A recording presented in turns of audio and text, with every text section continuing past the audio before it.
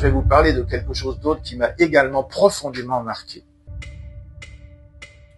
J'ai eu un travail où j'ai été longtemps confronté, et très souvent confronté à des situations de violence extrême. Je vais vous prendre 2 ou 3 exemples. Vous allez expérimenter toute sa puissance. Bienvenue sur ma chaîne, Réconcilier, et donc je continue à prendre des exemples un petit peu de ce qui fait que finalement la parole de Dieu peut être étouffée par plein de circonstances différentes, plein de situations différentes. Jésus nous en parle dans l'évangile de Luc, entre autres au chapitre 8, où il nous a dit que ce troisième terrain, il y a des ronces, c'est-à-dire que la personne reçoit la parole, elle y croit, elle commence à vivre des bonnes choses avec, elle voit les bénéfices de mettre sa foi dans cette parole, et puis finalement, les différentes choses arrivent dans sa vie et étouffent la parole. Et elle ne produit rien de véritablement, qui correspond véritablement à ce qu'elle devrait produire. Et là, moi, je vais vous parler de quelque chose parce que qui m'ont vraiment profondément, qui m'a profondément marqué. Je vous ai parlé du pardon. L'expérience que j'ai faite m'a profondément marqué et ça a été véritablement une grande bénédiction en réalité pour moi, une grande découverte de cette puissance du pardon. Et puis par rapport à la guérison, ô combien pour moi-même et toute ma famille, et peut-être qu'un jour j'aurai l'occasion de vous parler de tout ce qui s'est passé dans notre famille dans ce domaine, et je peux vous dire que ça a été une énorme révélation de mettre la parole de Dieu avant les circonstances, avant ce qu'on pouvait me dire, mais en me basant uniquement sur les promesses que Dieu me donnait, que Jésus avait dites par rapport à ceux qui avaient la foi en lui pour être guéris. Et puis là, je vais vous parler de quelque chose d'autre qui m'a également profondément marqué. Parce que j'ai eu un travail où j'ai été longtemps confronté, et très souvent confronté à des situations de violence extrême. Et je vais vous prendre 2 ou 3 exemples pour vous montrer combien finalement la parole de Dieu, eh bien, elle est puissante lorsqu'on s'appuie dessus. Et je vais commencer par vous lire un verset d'un psaume, le psaume 34, verset 5. « J'ai cherché l'Éternel, il m'a répondu, il m'a délivré de toutes mes frayeurs, mes angoisses, mes frayeurs, tout ce que les expressions que vous pouvez donner. » Et je peux vous dire que je l'ai vécu. Parce que j'ai souvent été confronté à des situations quand même assez effrayantes. Alors je commence par une qui nous a marqué. C'était un soir de Noël. Donc comme je vous l'ai déjà dit, j'étais directeur d'une association. Nous recevions dans un foyer plus d'une quarantaine de sans-abri le soir, un accueil de nuit à l'époque, ça s'appelait comme ça. Et ce soir de Noël, les soirs de Noël, on avait l'habitude de mettre les petits plats dans les grands, on décorait la salle à manger, on offrait un cadeau à chaque personne, on essayait de faire une petite animation, et puis on en profitait pour que les membres du personnel puissent venir, que les enfants du personnel puissent venir, mes enfants venaient, etc., pour créer une ambiance familiale le plus possible. Et c'était tellement important. Les sans-abri vivent dans des circonstances très difficiles. Ils sont souvent blessés. Ce sont des fêtes très difficiles pour eux parce que souvent ils n'ont jamais vraiment bien connu de bon Noël. Ils n'ont jamais eu pour beaucoup une ambiance familiale positive. Et puis dans la journée, un sans-abri, il est dans l'insécurité, il est dans les menaces, les risques, la loi du plus fort, le mépris des gens, etc., etc. Et donc, c'était très important que cette soirée de Noël se passe bien. Et on avait l'habitude, Dieu me l'avait bien montré, qu'il fallait absolument mettre des règles pour que les choses se passent au mieux. Et on m'a critiqué beaucoup pour ça. Mais n'empêche que j'avais le soutien des sans-abri eux-mêmes qui me disaient « Monsieur Fribault, vous avez raison de des fois nous dire « Ah non, ce soir, tu as trop bu, tu vas créer des problèmes à tout le monde et je préfère que tu reviennes demain. Et au moins les 43... qui vont dormir là, qui vont manger là, qui vont pouvoir jouer, vont jouer avec eux le soir, etc., vont être dans une ambiance de calme où ils vont pouvoir un peu respirer. Et parce qu'au moins on sait que quand on vient dans votre foyer, ça ne va pas être le bazar. Et c'était souvent le cas dans beaucoup d'autres foyers. Et les sans-abri se disaient entre eux, le goémillot des sans-abri nous disait, faut aller à l'abri de la Providence à Angers, parce que là au moins on y est bien reçu. Vous vous rendez compte, on met des nappes en tissu sur les tables, on nous offre le café. Bon, bref. Ce gars rentre, on s'est dit c'est Noël, on le fait quand même rentrer. Il était ivre, mais bon, on essaye de lui dire, écoute, tu ne bronches pas, pour l'instant tu vas te coucher, tu reviendras au moment du repas. Bon, il n'a jamais tenu parole, il n'a jamais pu rester tranquille et il a commencé à agresser tout le monde. Donc très rapidement, avec mes collègues, on s'est dit, il faut absolument qu'il reparte parce que on va pas pouvoir passer Noël tranquillement, ça va pas être possible. Et donc on lui a signifié qu'il fallait qu'il ressorte. Bien sûr, il ne voulait pas. Il a commencé à devenir de plus en plus violent. Il y avait des enfants qui étaient là, ils étaient un peu effrayés. Enfin, ça a commencé à être tendu entre tout le monde. Et donc, j'ai dit à mes collègues, on va essayer de l'enfermer dans un dortoir. Je vais aller avec lui, et vous appelez vite fait la police pour qu'ils viennent le rechercher parce qu'on va pas s'en aider. Donc, on réussit grâce avec mes collègues à le faire rentrer dans un dortoir. Et je me mets devant la porte pour pas qu'il ressorte. Et là, il me menace. Il va se couper un carreau, il casse une fenêtre, il se taillade les veines ici, là, au poignet.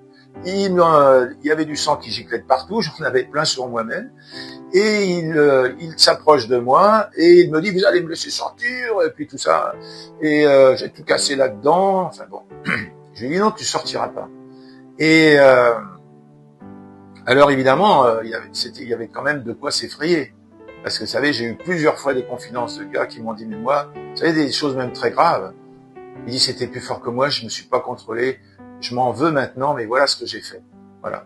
Et donc, qu'est-ce qui m'a aidé?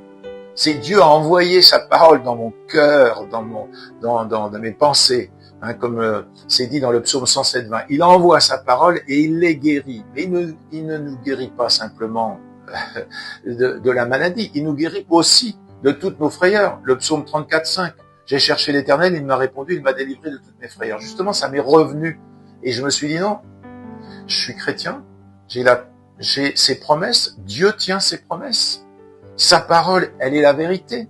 Et donc, je vais pas me laisser apeurer. Je ne me reconnaissais pas moi-même. Moi qui, avant que je connaisse vraiment ces choses-là, avant que je m'engage vraiment à suivre Jésus et la parole qui est dans la Bible, j'étais quelqu'un qui avait peur de tout. Et là, j'étais là. Je voyais bien que c'était la grâce de Dieu. Je n'avais pas peur. Je me disais, de toute façon, tu ne me feras pas de mal. J'ai quelqu'un en moi qui me protège. Et je priais pour lui. Je priais pour lui. Je prenais autorité même contre ce qui le manipulait, pauvre gars. Et finalement, la police a fini par arriver. J'étais bien content quand même, hein.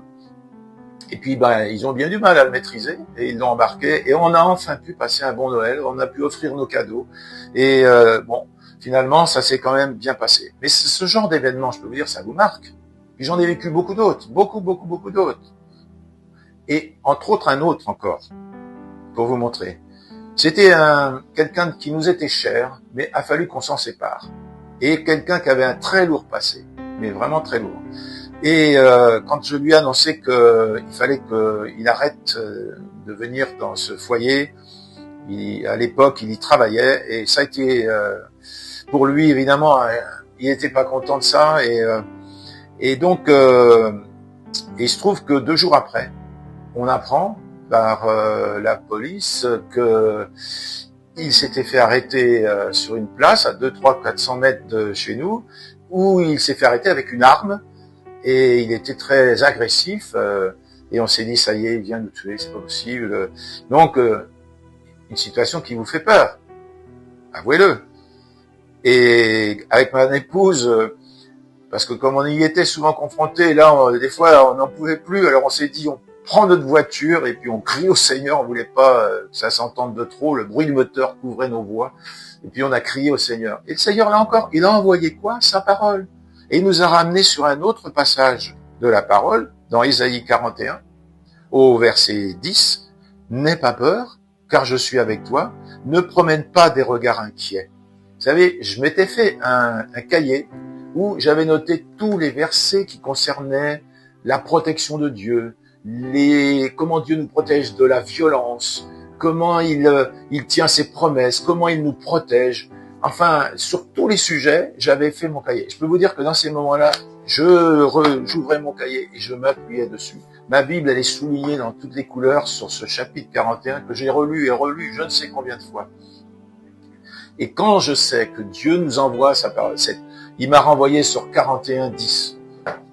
Et là, quand j'ai lu ça, n'aie pas peur, car je suis avec toi, ne promène pas des regards inquiets. Ah là, je me suis dit non. J'ai dit à ma femme, on s'est dit, on va pas se laisser effrayer. Puis, vous savez, c'est quand même incroyable. La police nous appelle, chez moi, elle me dit, voilà, on a un tel dans le commissariat, et il voudrait que vous veniez le chercher. Ah ben, je me suis dit, finalement, c'est effrayé pour rien. Parce qu'en réalité, c'était pas du tout contre moi. Il en voulait à la personne qui, nous avait renseigné sur certaines choses le concernant, mais à moi, pas du tout. Il avait même dit aux policiers, c'est pour vous dire, ah non, moi, mon directeur, c'est quelqu'un de formidable. Vous voyez comment on se laisse effrayer, et parfois à tort, parfois à raison, mais là, c'était à tort. Et c'est quand même encore la parole de Dieu, Ésaïe 41:10, qui nous a rassurés. Et puis, on en a eu encore d'autres, j'en donne un dernier.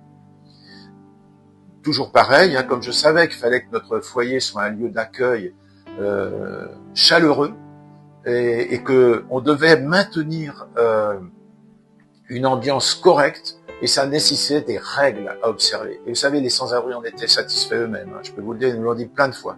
Et ce soir-là, encore une fois de plus, il y en a eu beaucoup, des centaines, je pense. On refuse quelqu'un et pas content. Et comme nous habitions juste à côté de l'entrée de l'établissement, il savait bien où le directeur habitait. Et il vient me trouver et me dit, je sais où vous habitez, demain je reviendrai vous tuer. Et puis, il était très agressif. Et qu'est-ce que j'ai fait? Qu'est-ce qu'on a fait? Je me suis réappuyé sur la parole. Et là, dans toujours le même chapitre 41, mais le verset un peu après 10, 12, tu auras beau le chercher, tu ne le trouveras pas. C'est pas tout à fait dit comme ça, mais c'était la pensée. Et je reçois, il envoie sa parole dans mes pensées, dans mon cœur. Tu vas le chercher, vous allez être là, peut-être tu vas être là, dire pourvu que c'est quoi là que j'entends dans la rue, est-ce que c'est quoi lui, est-ce que... Non. Tu vas le chercher, tu ne le trouveras pas, il viendra pas. Et il n'est jamais venu. C'est pour vous dire combien ça nous a marqué. Et j'en ai vécu des dizaines et des dizaines d'exemples comme ça. Et ce qui a été formidable. Et je vais vous lire un autre verset parce que c'est vraiment important. C'est ce que j'ai vécu. L'Éternel est pour moi, je ne craindrai rien. Que peuvent me faire des hommes? Vous savez, on lit ça à toute vitesse, c'est ce que j'ai vécu, c'est le psaume 118, versets 6 et 7. Et qu'est-ce qui fait qu'aujourd'hui je sais que quelque circonstance que ce soit, qui peut me mettre dans la peur, dans l'effraiement même de cette situation, qui peut être réelle, eh bien c'est ces promesses-là. Et l'amour parfait chasse la peur, c'est dans 1 Jean 4, 18. Tout ça pour vous dire, quand vous vivez, et c'est ce que j'ai vécu, et par la suite, bien après que je suis allé en retraite, nous avons traversé d'autres événements dans la vie qui auraient pu nous effrayer. Et quand vous avez vécu ça, vous savez que Dieu ne vous laissera jamais tomber. Je ne vous délaisserai pas, je ne vous abandonnerai pas. Et que Dieu tient ses promesses. Et c'est vraiment... c'est ce que le prophète Samuel, dans l'Ancien Testament, avait expérimenté lui-même. Dans le 2e livre de Samuel, au chapitre 2 et au verset 20, c'est dit, « Il m'a mis au large, il m'a sauvé, puisqu'il m'aime. » C'est Dieu est devenu notre Père. Jésus est notre ami. C'est lui-même qui dit, « Vous êtes mes amis. » Donc, Dieu est un bon Père. Et si en tant que bon père, il ne tenait pas ses promesses, il ne serait plus un bon père. Dieu a tant aimé ce monde. Donc quand on lui fait confiance, et quand on met la parole de Dieu avant les circonstances, avant les faits, quand on ne laisse pas la parole de Dieu se faire étouffer par les faits et les circonstances qui viennent la contredire, eh bien on vit des belles victoires, on sort toujours victorieux de tous ces moments qui auraient pu nous détruire. Mais lorsqu'on ne laisse pas la parole s'étouffer, eh bien, on sort victorieux de tout. Alors voilà, je vais vous laisser avec ça, et parce que ça a été vraiment pour moi quelque chose de très important. Et donc, je pense que vous allez pouvoir expérimenter, si vous mettez la parole de Dieu en premier, vous allez expérimenter toute sa puissance. Alors à bientôt.